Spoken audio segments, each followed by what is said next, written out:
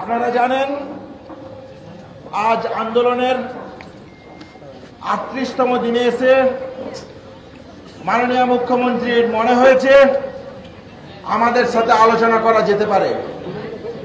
আমরা বারবার বলেছি আমাদের লড়াই মহামান্য সুপ্রিম কোর্টে যেমন আছে, যেমন চলছে ন্যায় বিচারের দাবিতে, ঠিক সেই রকম রাজ্য প্রশাসনের কাছেও আমাদের কিছু সুনির্দিষ্ট দাবি দেওয়া ছিল। হ্যাপি ফ্যামিলির হ্যাপি স্মাইল। কসমো বাজার, পুজোয় স্টাইল। আমরা মনে করি এই সুনির্দিষ্ট দাবি দেওয়ার জন্য আমরা বারবার বলেছি আমাদের দিক থেকে আমরা আলোচনায় বসতে চাই। আমাদের সদিচ্ছার যে কোনো অভাব ছিল না, তা আমরা রেখেছি। আলোচনার শুরু এবং আলোচনার যে ফলাফল উঠে এসছে সেই জায়গা সম্পর্কে কিছু কথা বলতে চাই।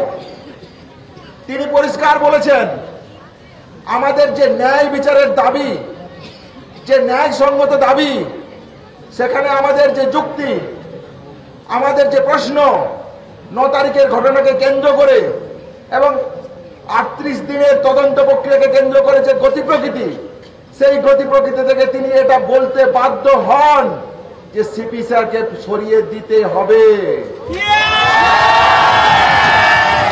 তাহলে এই জয় সাধারণ মানুষ থেকে শুরু করে ডাক্তারি সমাজ, নার্সিং পড়ুয়া, সিস্টার, প্যারামেডিক্যাল ছাত্রছাত্রী সহ এই সমাজের সমগ্র অংশের।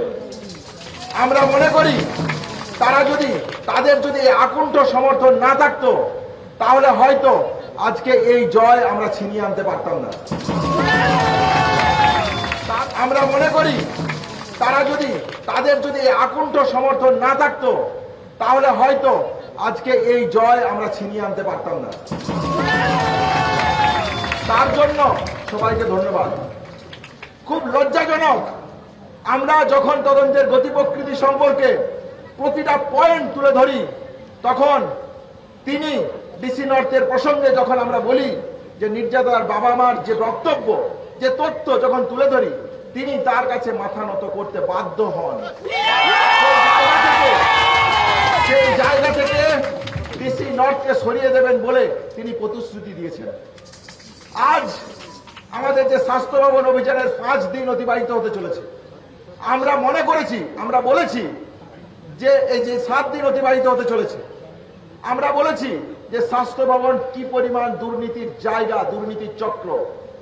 কে এই সন্দীপ ঘোষ, যে কার এই বাড়বাড়ন্ত, কিসের জন্য, কিসের দাবিতে, সেই জায়গা আমরা রেখেছি। রিনোভেশন, রিকনস্ট্রাকশন কার অর্ডারে, কিসের ভিত্তিতে, সেই জায়গাও আমরা রেখেছি। ডিএমই ডিএসএইচ স্যারকে তিনি সরিয়ে দেবেন বলেছেন।